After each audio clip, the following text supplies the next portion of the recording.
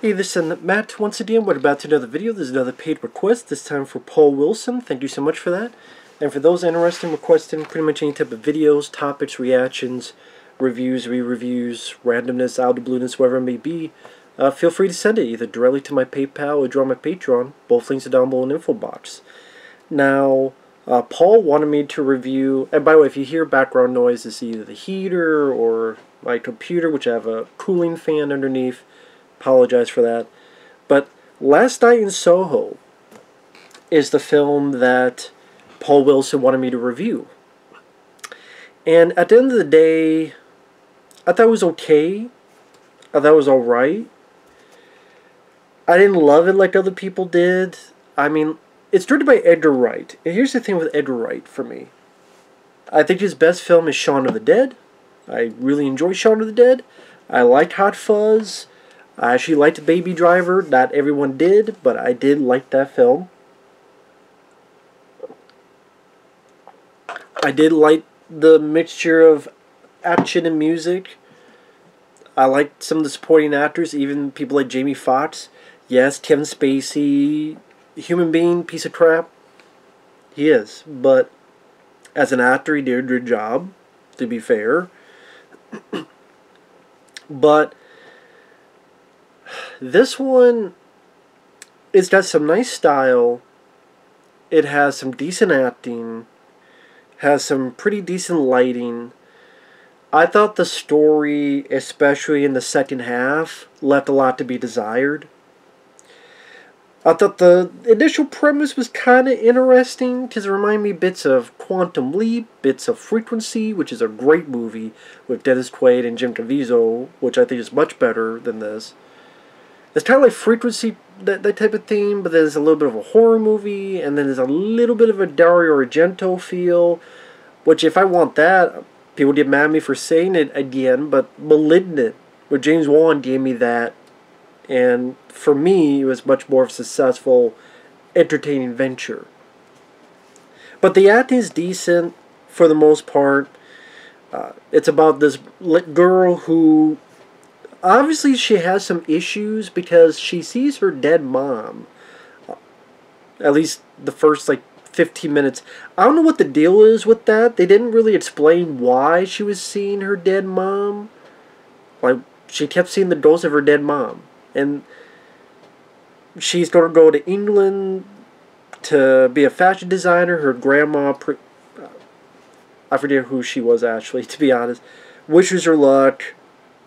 And this is, our lead is really big fan of the 60s. And when she gets to London, she's with this bitchy roommate, and she is having trouble because she can't make friends, having trouble because she's late for school. The bitchy roommate has all these people for parties, and she can barely sleep, so she kind of zones out with 60s type music. So she decides to say, screw this, I'm going to go find another room, which she does, where you have this old lady as a landlady. I know that was redundant. And when she gets there, she's in the bed and she sleeps, and it's not really explained why, technically, but I guess because of where she's at, that's why. She goes to bed, and when she sleeps, she's in the 1960s. She dreams of being in the 1960s, and she is almost living the life of this woman from the 60s called Sandy. Beautiful, blonde, seems like in heaven. As someone who, she's someone who's very nostalgic of the 60s, wonder, awe. When she's in the real world, she just wants to get back to sleep as soon as possible. She's with, there's Thunderball on Marty's, the James Bond film, and the nightlife and party and music, and it seems like everything's hunky-dory. But then things go up shit creek, and she finds out that this woman Sandy in the 60s seemed like dancing, singing, everything's fine, but this asshole boyfriend of hers kind of pushes her into being a hooker. And she's being used. Granted, there's a part of me that's like, Sandy, why don't you just fucking leave? Why don't you just find a bus to catch? Why don't you just hitchhike? Why don't you just get the fuck out of Dodge? But she doesn't.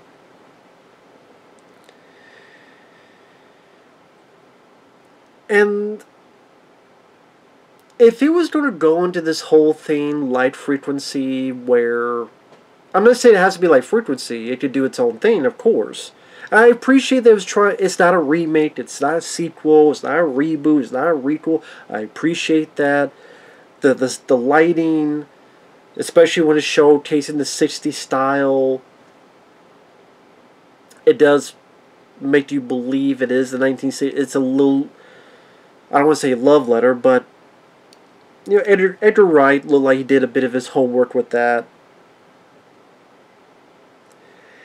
And our lead girl in the real world, she meets this guy who seems like a really nice guy. Maybe a possible boyfriend, who knows. But then things start going weird. And she starts seeing zombie men. Including zombie men in their whitey tighties. Now, yes, if I see a bunch of guys, zombies are not in the whitey tighties, I would be scared too. But it still looked a bit goofy to me. It looked a bit more goofy than scary with the zombie men, and they have like the grudge ring type of face, you know, shifting face, and they're tighty whities, or it's them kind of chasing our lead. They're not really hurting her, they're just steering her. And then she thinks, spoiler alert, again spoilers, best way for me to review it for Paul, is to, this is just how I do it, to tell you what the movie's about, then go back and like what I like and dislike about it. Just how I do it. I know it's weird. Plus, there's also me saying out loud to understand it. She saw a murder, but she didn't really see the murder. Does it seem like the stuff she's seen really did happen in the 60s? So it's not like a hallucination. It's not like a figment of her imagination. It's like, no, this stuff really happened because these people really did exist, including a cop who you find out who that cop is. And even that gets some confusion, which I'll get to.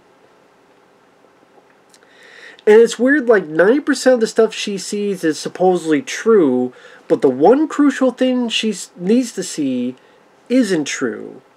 And again, why is the room showing her this? Why does she have the ability to go back? Why does all this stuff shown to be factual? This is what happened. These meetings happened. This is how Sandy really was. Blah, blah, blah. This is how these guys really were who went up and she was forced by her asshole boyfriend to be a hooker. And I'm like, yeah, that's a piece of shit thing to do. But some of these people, here's a hooker. You said yes. Okay, I did it. Leave. You may think that's sleazy, but they're not awful people. There's a hooker. You want to take my money? Sure. Okay. Have a deal. I mean,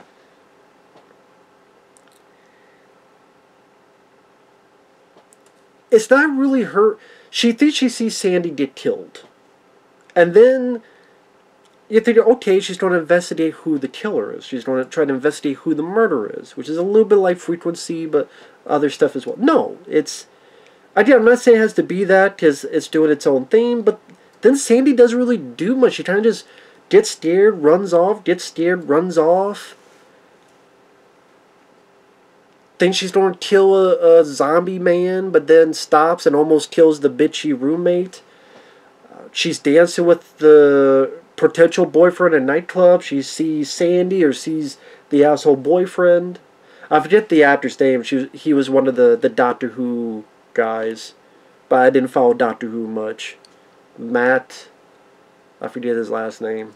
Yeah, sorry about the details. Matt Smith. I think that's who it was. Matt Smith. The ghost stuff didn't scare me and it didn't impress me. Like, the horror aspect I thought was the weakest part of the story. And that's why I'm like, because of that, I wish this was more just like a murder mystery type of story. Not this horror story with either cheap jump scares or it does one of those things that she wakes up but she's still in a nightmare, boo, and then she wakes up again. Yes, this happened in the past, that doesn't mean it has to happen again. I just don't think the horror didn't work, and there wasn't really that much of an interesting investigation, and the second half I thought really dwindled a potentially interesting, okay, the first half could be a tale on the danger of rose-tinted glass nostalgia. This girl who thinks the 60s was awesome and awesome and awesome, but it's like, no, it's like any decade. It's like if we went back to the 80s, awesome, awesome, awesome, but there's some scary shit in the 80s. Oh, New York in the 80s looked cool in a movie, but if you go New York in the 80s, you probably get your ass kicked. Or pumps, killing your ass. So, okay, you have your nostalgia of the 60s, your nostalgia of a decade, and this is the reality of the decade. If you delve more into that, that could be an interesting story. That could be an intriguing direction. But that's not really what it does. And it got kind of boring. It's like 2 hours long, at least. I think without the credits, it's 2 hours. I don't think it needed to be that long. And when you got to the second half, it just really wasn't that interesting, as I think some people make it out to be. And I'm not going to give the pass to this Edgar Wright. I liked Hot Fuzz. I like Shaun of the Dead. I think this is the best one. I like Baby Driver. I know. Crazy. But I thought The World's End sucked. I'm sorry, I did. I didn't think it was funny. I thought when it got to the third act, it was a weird tone shift, in my opinion. Stop Pilgrim vs. the World, I thought was his worst film. I thought it was a load of horse shit. The lead character is supposed to be unlikable. Well, good for you. I don't want to watch it, because I hate this piece of shit character. Fuck him. I hope all the boyfriends kick his ass, because he don't deserve anything. He's going in with an underage girl and just using her for bullshit, and then this one girl who wants nothing to do with them, he's a fucking simp for, and then, I'm going to fight and defend, and, well, you're a piece of shit character, fuck you, I hope you lose. It's a movie where I want the lead character to lose. He's a loser. Fuck Stop Pilgrim. Never understood there's some nice visuals in that, too. This, at least the actors, granted the lead girl, her mousy performance got a little bit on my nerves when it got to the third act. Well, she's talking like this, and I don't know, Sandy. I mean, I don't know what's going on. And then, I don't know what's going on, and I bet you did. You know who you killed her. I know you killed her. By the third act, I'm like, okay, like, did you stop this mousy? I don't know what's going on. I don't know.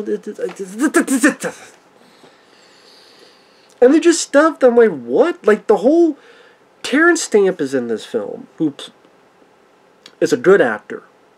The Limey, Superman 2. He's a good actor. And he's wasted, and to me, not much of a role. He appears once in a while, acting creepy for some reason. Like, very much of a creep. Hey, I recognize you, don't I? And blah, blah, blah. Like, for why? I don't, it's, because it's only Terence Stamp acting creepy and doing shit that there's no reason for him to be doing, just to give a red flag. Just to give a red herring.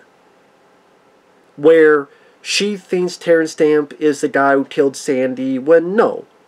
She fucking confronts him, gets him hit by a car, and I think died. It looked like he was fucking dead. Maybe they rushed him to the hospital, I missed some piece of dialogue, but it looked like he was fucking dead, so he's dead, or he's going to be in the hospital, whatever. So, good job, lead lady.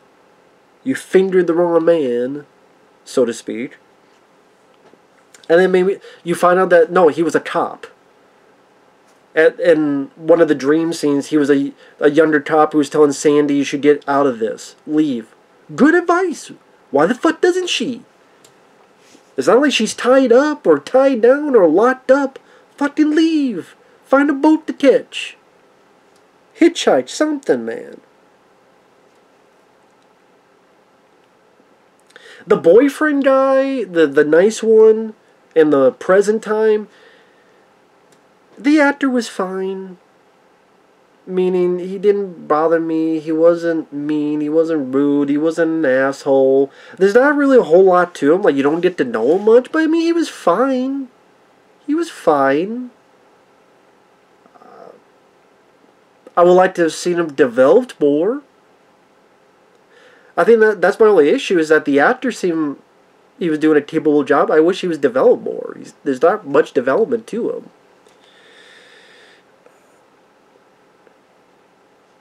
Again, the horror stuff wasn't really... The only bit I didn't mind is there are times where...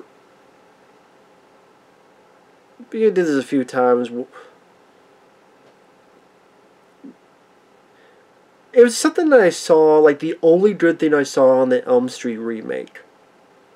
Where something's there, and then it pops up and you see the present time, and you get this from her dream state, the present time, and how each one, and like especially at the very end during this fire and the staircase where the killer is going after our lead character, and you have what's happening in real life and then also what's happening in her mind. That's the way that's edited. You know, there's some stylistic visual choices to that. I'll give you that. I mean, the music is definitely a love letter of 60s music. I mean, I'm not nostalgic for that music. It's fine. I don't mind the music. It's not music I listen to on a regular basis, but it's not a pretty decent soundtrack. But it's the story, and especially the third act, especially, big spoilers, when you find out who the killer is. Big spoiler. And when I say the killer, I'm not saying there's like a killer killing people in modern time, which maybe that would have put a bit more of a threat. Because that's another thing. The lead girl didn't really feel, until the very end, but by then didn't really feel like she was threatened. Like, she was getting scared and freaked out.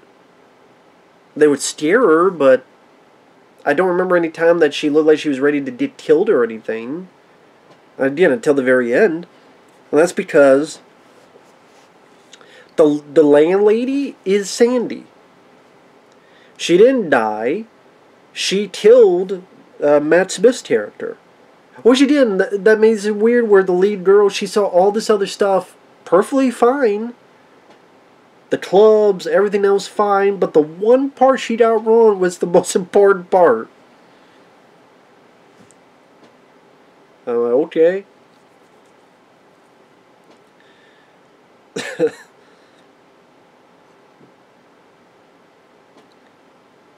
And then I'm thinking, who are we supposed to feel as a victim? Just like the movie's okay, well, Sandy's a victim because she got fucked, literally, and to her felt like she died 100 times in that room by being a hooker. Whether that's trying to be a bit of Me Too movement, or whatever it wants to be. Whatever. But I don't feel sympathy for her when the next thing she does is poison and try to kill our lead character to shut her up. And then the nice guy, the potential boyfriend of our lead, comes in and Sandy just stabs him. Didn't kill him, but, stabbed him. And is trying to go up and stab the lead lady as if she's Michael fucking Myers. So I don't really feel sympathy for her. I don't. And then, are we supposed to feel sympathy for the guys who were murdered? They were murdered, and some of them is like, hey, I just want to get laid. But then they seem scummy, and all the white guys are scummy. Even the cop, Terence, he was creepy for no reason. And then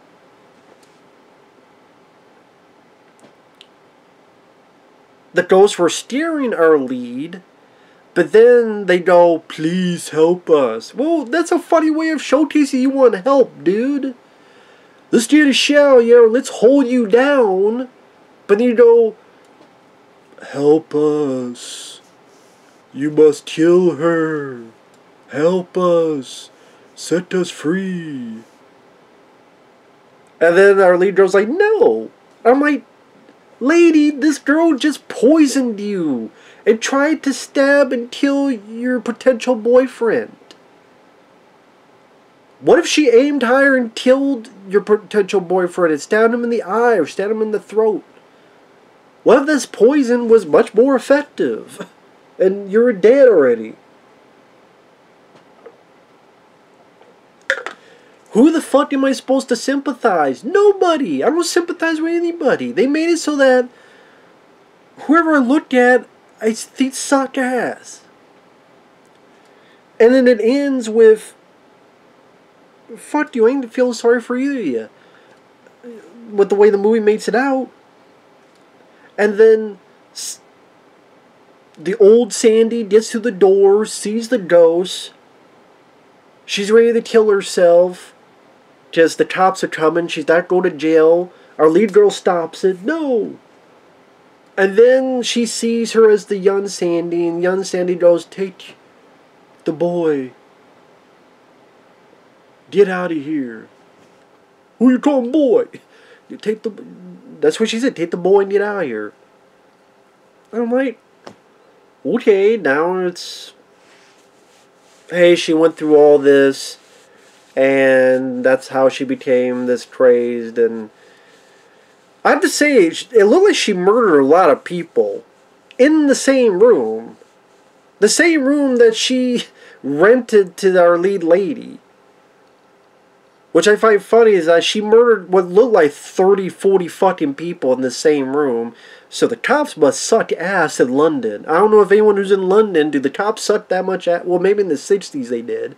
Just no one fucking figured, hey, all these guys went to the same fucking girl, the same fucking hooker, and they never came back. Oh, missing people, but I mean, the top, Terence Stamp alone, if he was a cop, should have fucking figured something out. You would think, but apparently not. Apparently, how the hell that all came about, Terence Stamp just ignored it, or when he was younger, or the cops are just inept at their job, or what the fuck. I mean, I don't know how any of that makes any fucking sense, but you're not supposed to, and people go, well, it's like Dario Argento film. They don't make sense. Well, you know what? I like Phenomena, and I like Deep Red, but those were made in like the 70s and 80s. I think you'd get better with story. Not given the past.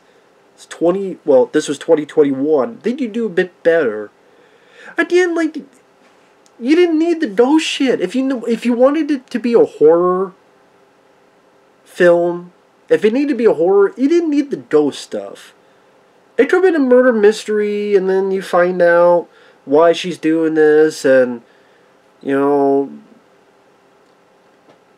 that's happened before, where a bad thing has happened, like My Bloody Valentine, the original. The guy saw his dad get murdered by Harry Warden, and then he grew up to be another killer. But then boom, that's the villain. And it's like, no, they're trying to kill us. Thus, we fight him. It's not like the end of the original My Bloody Valentine, sadly, the lead guy, Paul, passed away not too long ago, which is sad. Rest in peace. He sees the other guy, is like, oh, it's okay. No, he's like, get the fuck out of my face so you don't kill me. You try and kill me, and you murder our friends. Makes more sense to me. Again, the second half of this film just didn't do it for me. It didn't do it for me. I would never see the film again. The reason I say it's okay is because I do think the acting for the most part is decent. The woman who plays Sandy, I'm bad with names, I'm sorry. The lead girl, again, her mousy beep, beep, beep, beep, got a little bit on my nerves by the end, but she wasn't bad. She wasn't bad. Matt Smith did Terence Stamp for what little he had to do. Like I said, the soundtrack and some of the lighting was fairly well done. There's some decent direction. I think the first half led some intrigue, but the second half, like I said, the ghosts just looked silly to me, and they just looked. What did they look like? They look. I don't know if I want to say from a like a remake of a Japanese horror film, ghost story film. I don't know. It just, they didn't do much for me. And the twist, I went, really? If people love it, that's cool. I did. I don't hate the film. That's why it doesn't say rant. I don't hate the film. It's just, I do think it's a little bit too overlong. I think it's a bit too boring. I think the story goes off the tracks in the third act. But it has an interesting, decent premise. Although I'd just rather watch Quantum Leap and Frequency to watch that. Or Malignant, if we want our gentle but new phase fix.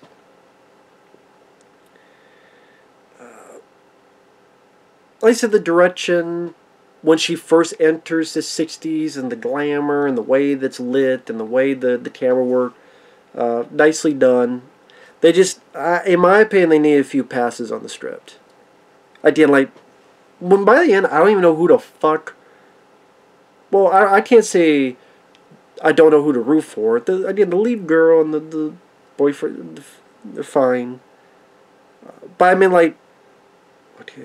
And you want me to feel sorry for them, but not really. But you want me to feel sorry for them, but then you poisoned and you stab. I'm like, no, I don't feel that. I just don't. I'm sure there's a way to do it, and I've seen it done before. But to me, it was done better, if that's the case. Here, just, like I said, I would never see this film again. So it's in the middle for Edgar Wright. I liked it more than World's End, Scott Pilgrim, but I like Hot Fuzz, Shaun of the Dead, and Baby Driver more. So to me, it's kind of in the middle. You know, for all the praise it got, I don't think it's as praiseworthy as some people made it out to be. But people get mad, oh well. I don't hate the film.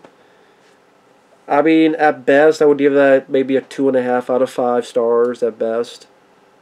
It's okay. It's a bit more refreshing. It's more refreshing than Scream 5. I guarantee it'd be more refreshing than that bullshit Chainsaw movie that came out. It's more refreshing than Halloween Kills. I'd give you that. But at the same time, I'm not going to kiss its ass. I want more new stuff, but I have to also like it as well. I'm not going to give a free pass. This is new. I'm like, you judge movies as they come. I liked Nobody.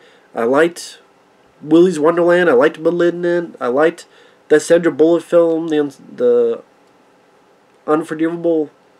This, yeah.